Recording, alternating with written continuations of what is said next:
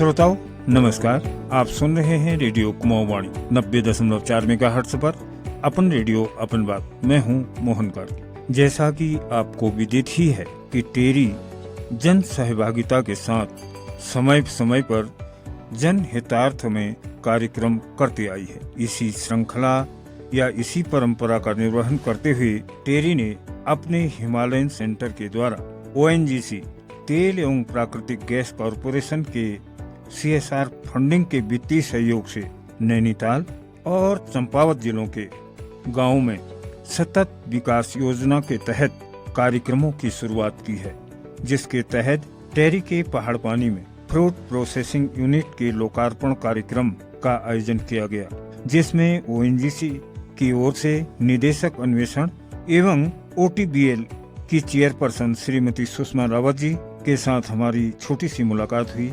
हमारे आग्रह से आप कुमाऊं वाणी के स्टूडियो में आई और हमने आपसे जानना चाहा कि ONGC CSR फंडिंग से कौन कौन से ऐसे विषयों पर सहयोग प्रदान करती है और किस तरीके की गतिविधियों को करती है। मैम, आपका हार्दिक स्वागत और हार्दिक अभिनंदन है रेडियो कुमाऊं वाणी।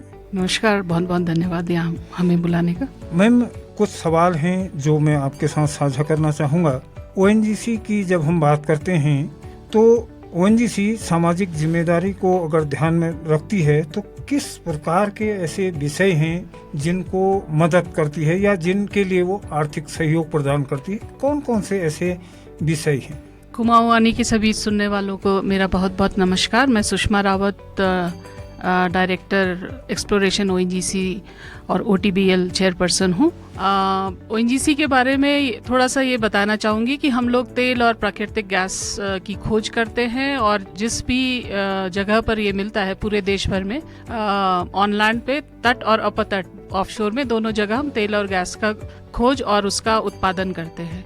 उसके अलावा जो ONGC ग्रुप ऑफ कंपनी है वो मिड स्ट्रीम और डाउन स्ट्रीम में भी है, लेकिन आज विशेषकर जो हम बात कर रहे हैं वो CSR से रिलेटेड है। कॉर्पोरेट सोशल रिस्पॉन्सिबिलिटी के तहत ONGC जो 2% अपने प्रॉफिट का होता है, पैट का होता है, वो लगाते हैं। तो हम लोगों का ONGC में ये प्रयास रहा है कि हम हेल्थ से या स्वास्थ्य से जुड़े प्रोजेक्ट या फिर एजुकेशन हो किसी भी स्तर का, या तो प्राइमरी या कॉलेज लेवल का या फिर हायर एजुकेशन के लिए सेटअप हो, उसमें हम लोग CSR के तहत हम लोग प्रोजेक्ट्स लेते हैं या फंडिंग करते हैं।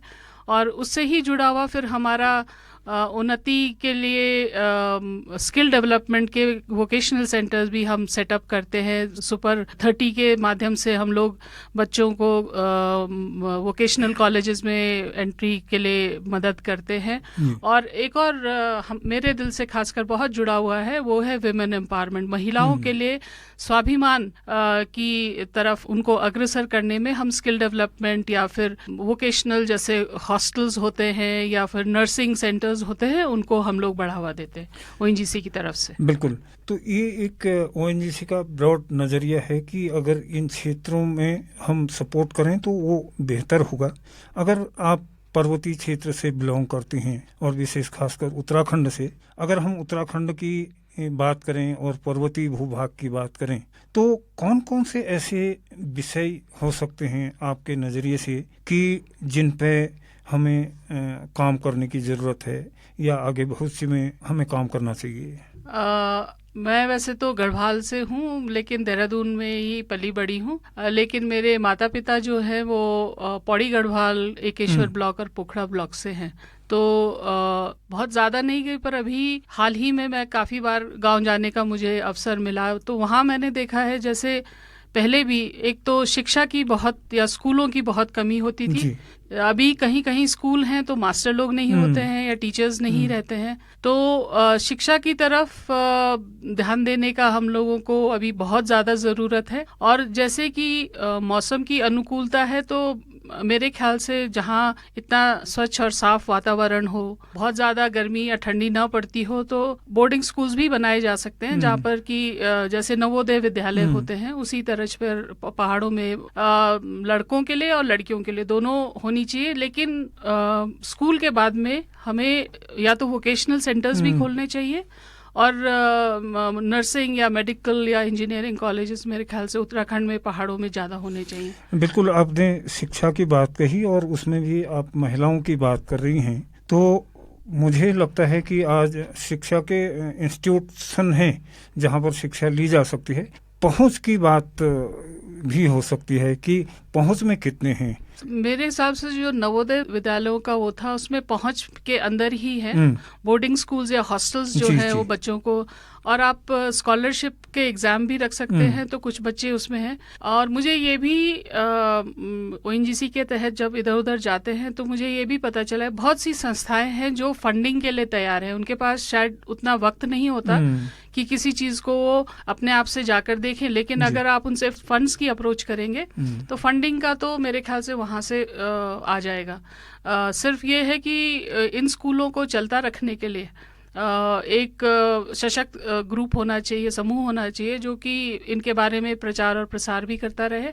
जो बच्चे यहाँ से निकल के जाएं उनके आगे के लिए कहीं भी एडमिशन के लिए, किसी भी क्षेत्र में एडमिशन के लिए फिर एक सुविधा अगर आप दिला सकें तो हमारे हिसाब से वहाँ अगर बोर्डिंग की सुविधाएं भी हो जाएं तो माँ बाप को भी बहुत ज़्यादा हिचक नहीं होगी बच्चों को वहाँ छोड़ने में। बिल्कुल, ये बहुत अच्छी बात आपने कहा कि अगर उनको एजुकेशन के साथ साथ वोकेशनल ट्रेनिंग की बात आपने बहुत कही, वो प्रैक्टिकल ज्ञान होना भी बहुत ज़रूरी है। अगर उसमें स्किल होती है तो शायद उनका जीवन यापन करना आसान हो जाता है बजाय थ्योरी के।